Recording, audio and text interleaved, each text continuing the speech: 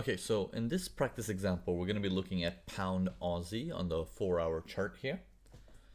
All right, now let's take a look here. Now, the market is coming down from a downtrend, right? It's coming down, lower lows, lower highs, breach again, comes lower. And in this whole big boy phase, if we understand it, it's like, okay, anything below that is still seller's territory, right? You all get that so far. Now, the whole thing going further is now if I go like this, okay, it's starting to pull back. We're watching the pullback phase. Now, notice a time lapse between this pullback phase. It's from the 11th until the end of July, basically, right? So this is July 11th until the end of July. That's a long period of halt, right? So we're gonna stock this on its way up because there's this miniature upward movement, right? So it's this downside slows down, the rubber band man slows down, comes down, slows down, and then he takes complete rests and begins the buyer rubber band man, right? So he starts going north. Now in this north, he goes up, halts, breaches, goes higher. We're gonna put a line right there. That's the breach as he goes higher. Then he pulls back, holds, goes higher, doesn't make a higher high, but comes right back down, holds, goes higher, doesn't make a higher high, comes down, and then he finally makes a higher high, and then where he holds. So the breach of this whole scenario happens from above here. Okay?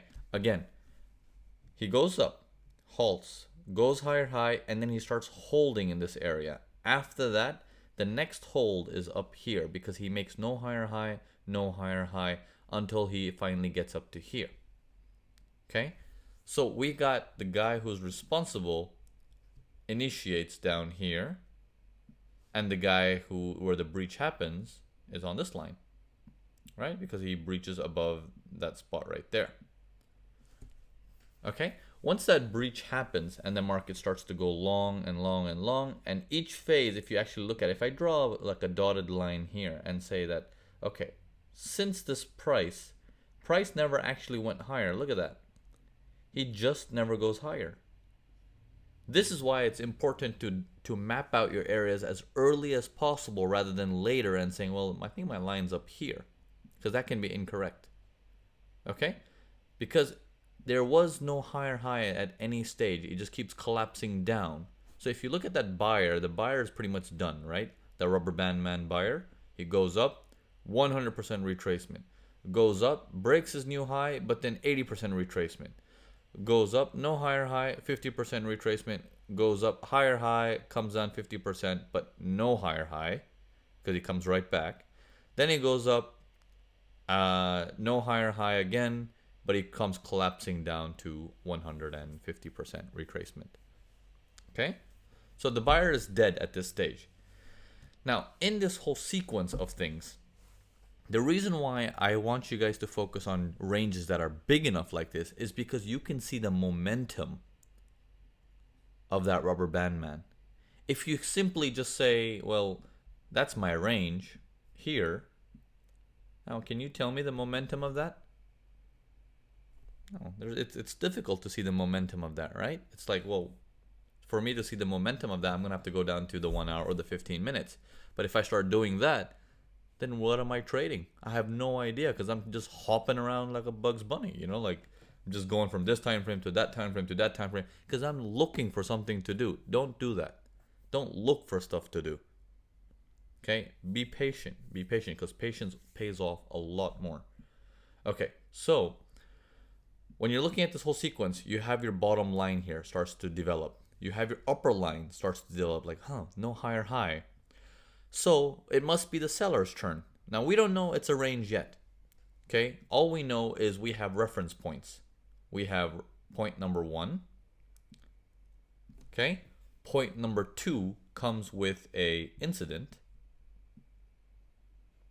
And then point number 3 yet once again holds in this area. So it's like, okay, if he's not going higher and he's not going lower, we have now developed a range. But notice, we've developed a range ahead of time into the 3-point stage rather than a 4-point stage.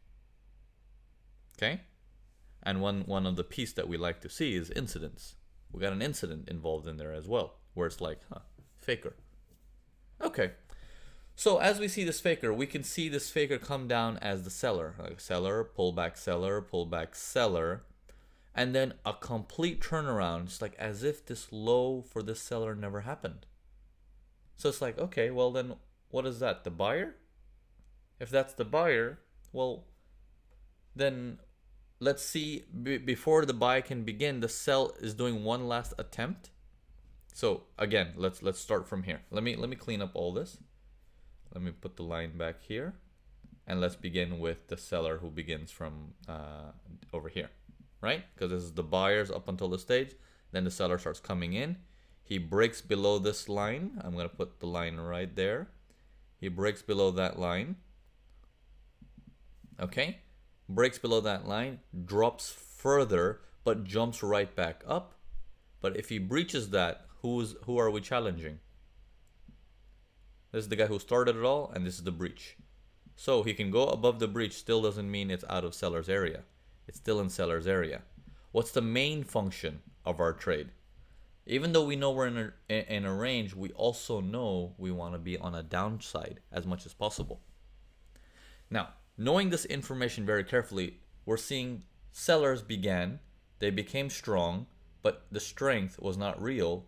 They came right back up very, very strong. It's like, my rubber band man is extremely weak. Then he tries again and tries again. Again, weakness. And then he gets snapped back. Now this snapback shows you strength of the buyers coming in now.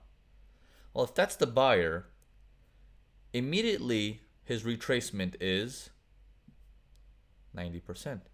He tries again, 100%, no luck. And then he rolls over. He rolls over right there, and he turns around. Now, if I extend this out, okay, you have to understand one thing now.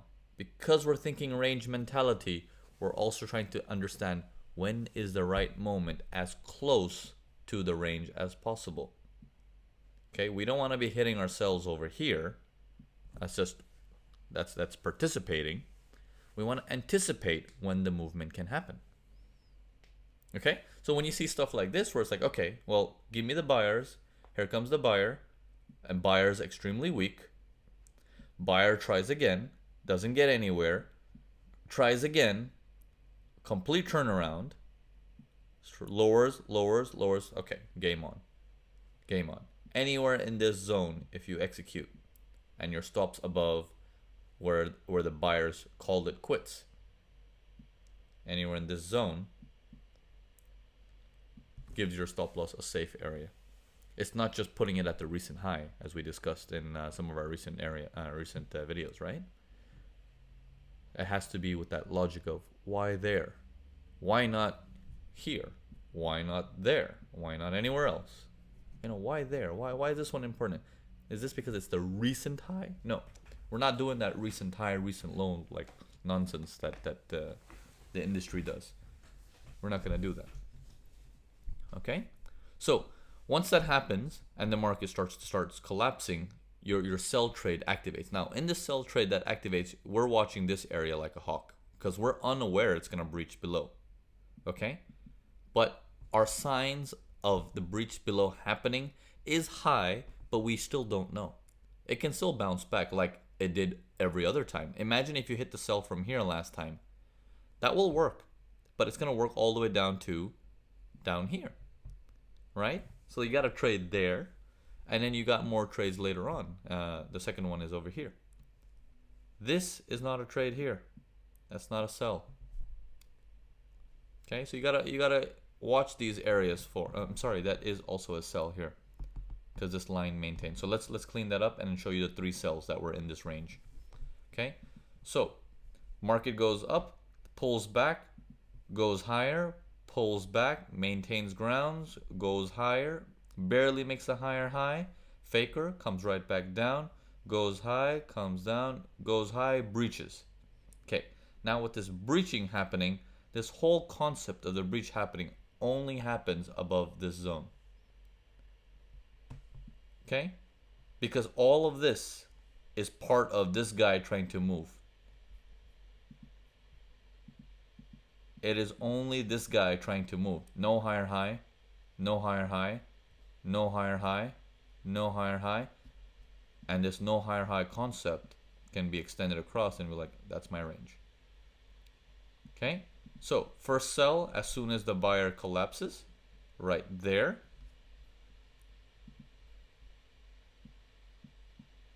Okay, exits in this zone. Then the sellers the buyers come back up, or the sellers almost call it quits. They're coming up 100%, but remember, they're in that mini seller's territory still. And they slam right back down 100% with the inability to go back up, which means he's not willing to rest anymore. Next trade, so that's 2. There's 1, here's 2, and then you have your third one in there. There's your 3. Sorry, there's your 3. And with those 3, your third one actually picks up some steam and momentum because of the big movement. But up until then, you got trade after trade after trade. Buying, not logical. Not logical. I personally wouldn't recommend it. Okay? All right, so on to the next example.